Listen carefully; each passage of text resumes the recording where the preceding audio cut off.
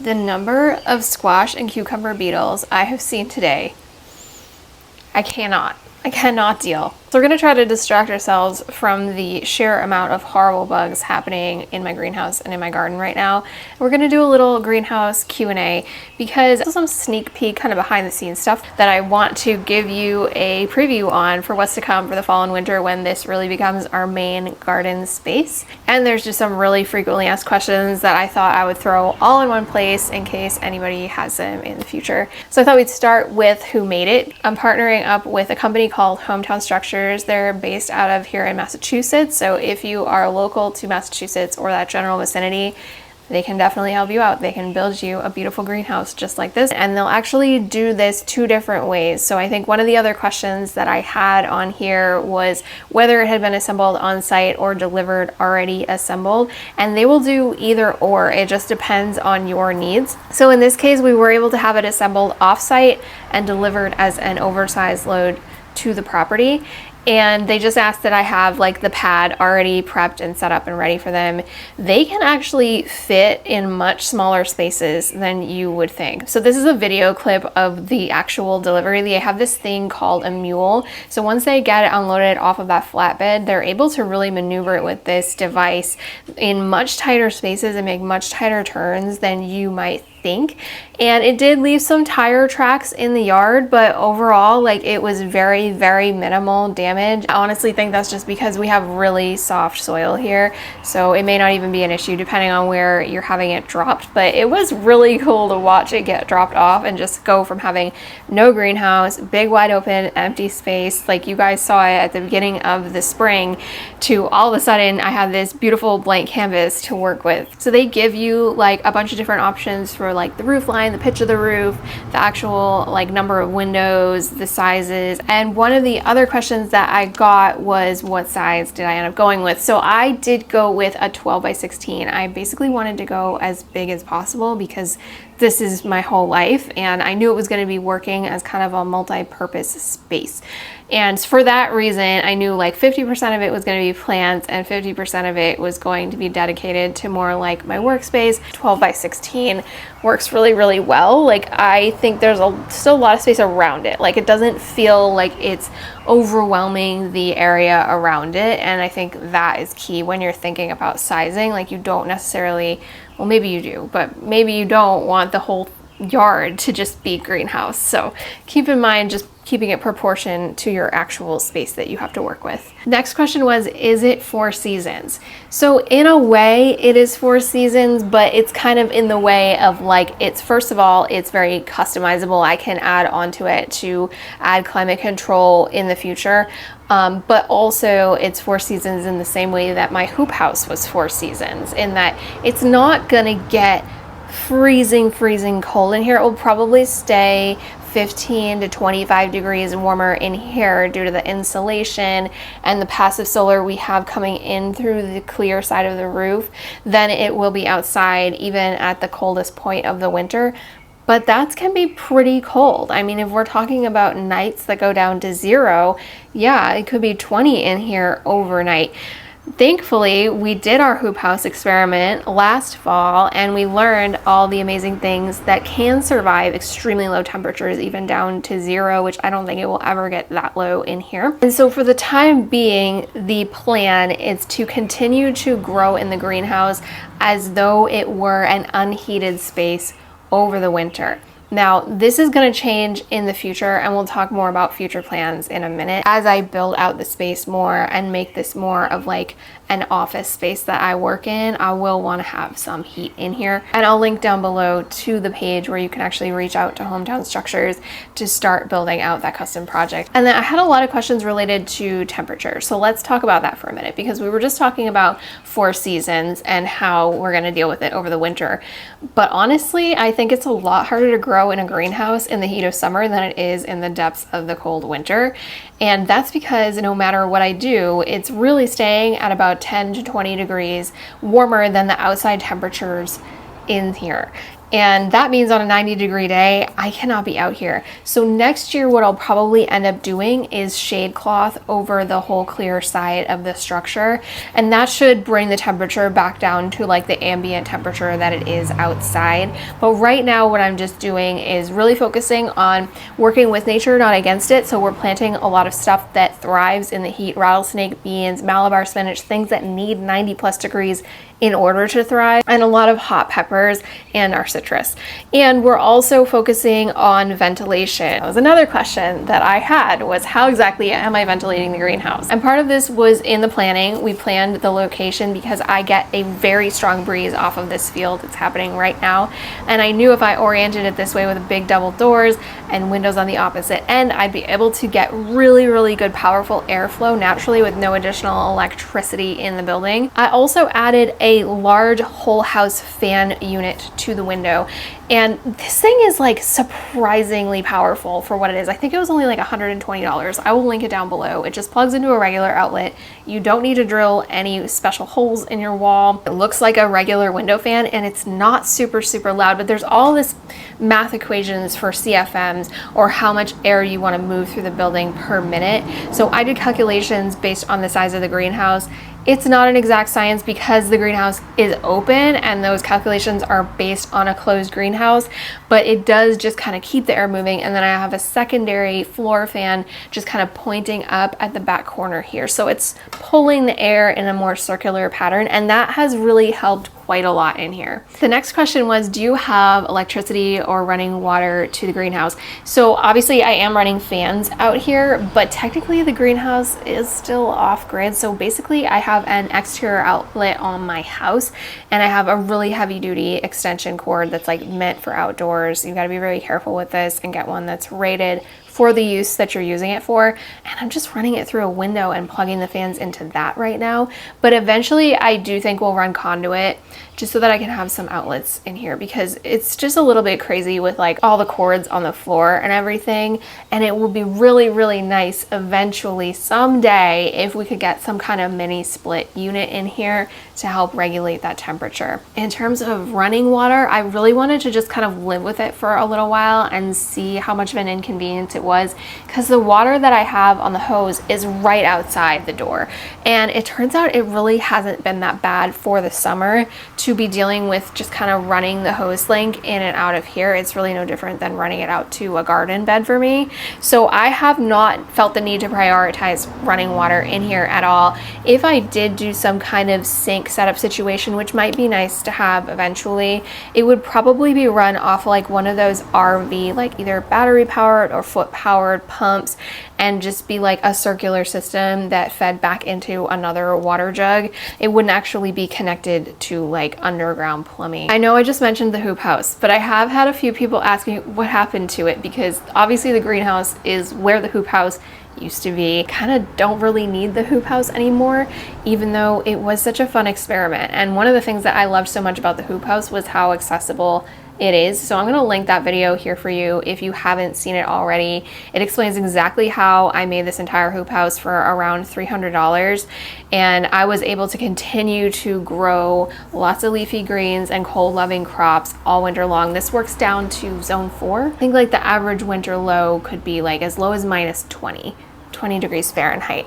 And this concept was based on Elliot Coleman's book, The Winter Harvest Handbook. And I kind of just continued to simplify it and make it as basic as possible. This is something you could complete in a couple hours, mostly by yourself. The hardest part is literally just getting the cattle panel in order to make it. I was really sad to take down the hoop house. I did not take it down because it was not working anymore. A lot of people thought it wasn't going to last the winter and it was too flimsy and the wind was just going to take it away, which I had it anchored 3 different ways, and we had multiple situations with sustained 60-mile-per-hour winds, and it was totally fine. By the end of the winter, there were some spots where the clips were connecting the greenhouse plastic to the frame that just needed to be adjusted. Like it had slipped out of place. It was nothing catastrophic at all. The adhesive zipper was kind of touch and go there for a minute. It kind of came detached in a few places, but I pushed it right back on and it never came off again. So I still think that was a really good solution. I loved the hoop house. I still kept all the supplies. I didn't chuck them or anything. So if we wanted to, we could reassemble it just for experiment's sake at some point. I think what I'll end up doing eventually is actually using those to repurpose them into some kind of chicken tractor, but I'm still debating whether or not we're getting chickens next year. I don't know.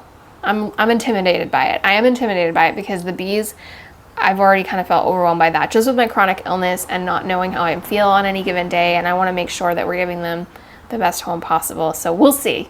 Are you worried about pollination of your crops? So it is important when you're working in a greenhouse environment to be mindful of the fact that some plants do require pollination in order to fruit properly. So I think the fans help with that. There's a lot of bugs in here, honestly, because I leave these doors open all day, every day, unless it's like pouring rain. So far, everything's been fine. I mean, squash, I have to hand pollinate even when it's outside because I just like to make sure that I'm giving it the best chance. The peppers really don't need it.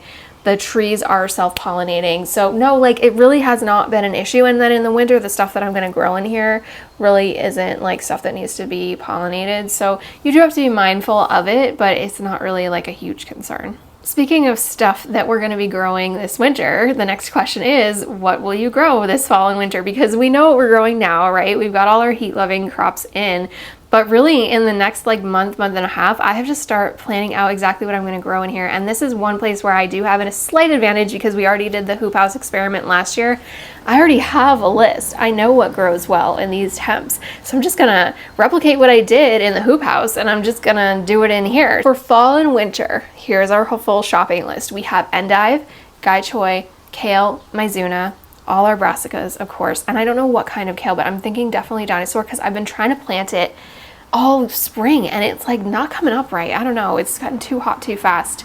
Snap peas, I'm hoping I can trellis those on the ceiling. Mash, I don't know. It's that Rapunzel one. It's really good. Tatsoi, I do a rosette tatsoi. I just think that is like the most beautiful, beautiful plant. It was so nice to see it in the garden over the winter. Scallions, we have to have some good oniony flavor. Arugula, which I know we all had this huge meltdown about arugula last year because I was like, I hate arugula. And then I tried the Astro arugula and now I love arugula. So I guess it just depends on the variety. I also like arugula best when it is grown in the cold because it tends to come out a little bit sweeter and less bitter. We're gonna do some spinach in here, a bunch of radishes, and of course lettuce.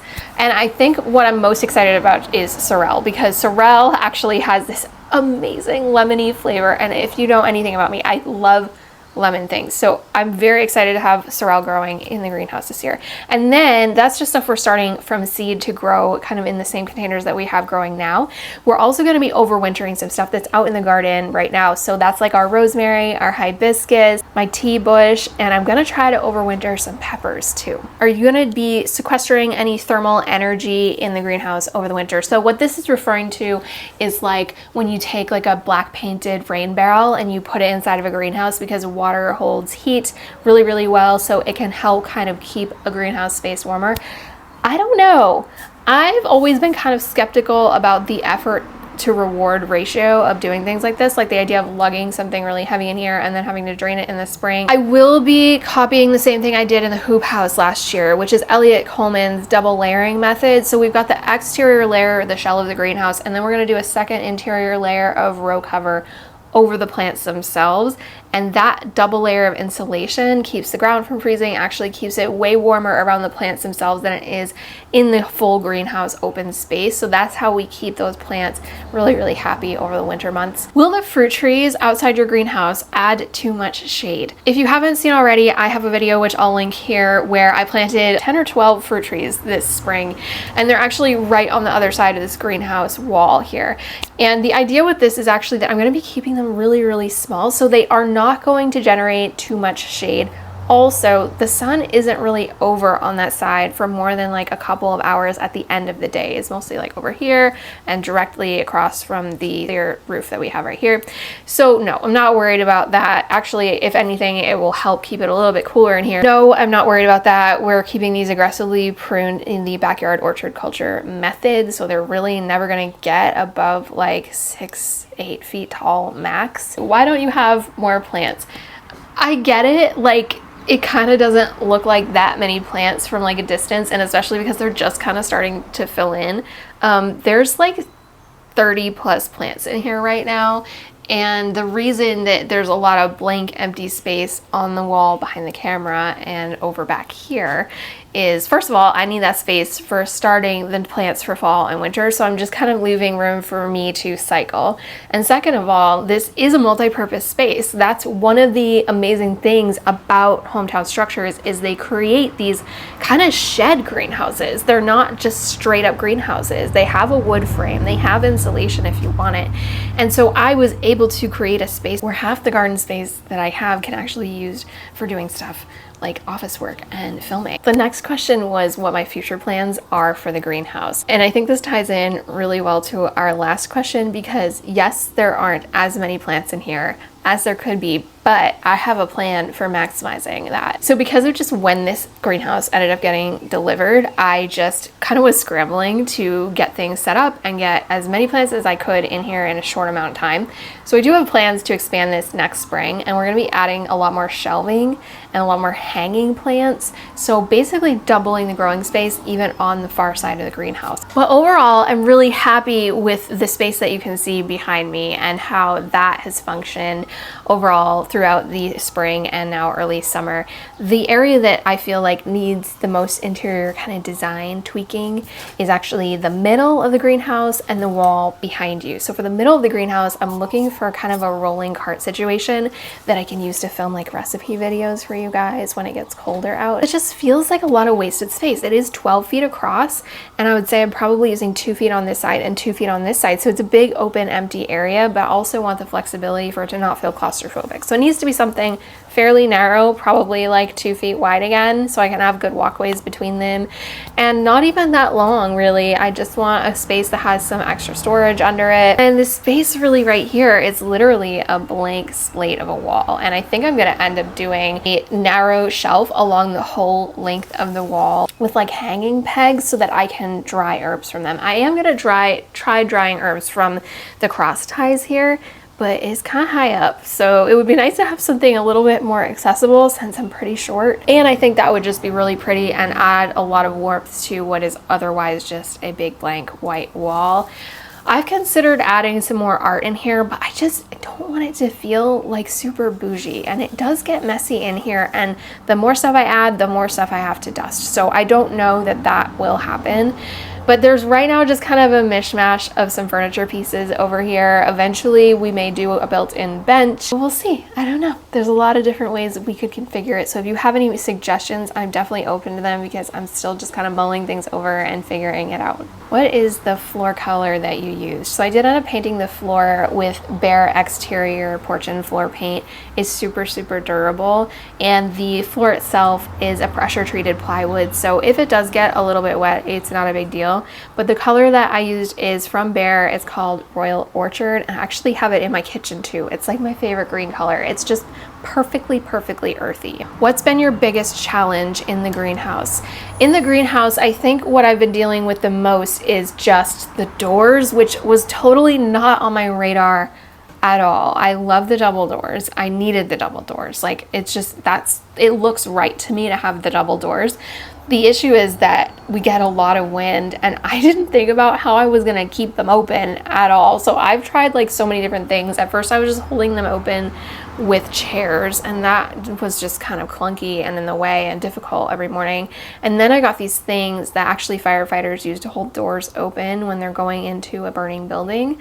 And that is working really well for keeping the door from closing. What it doesn't do is keep the door from opening too much. So they often slam into the green stalks, and it's putting unnecessary stress on the hinges. All right, guys, that's all I have for you today. But if you have more questions about the greenhouse, definitely put them down below. Thank you so much for gardening with me, and happy growing.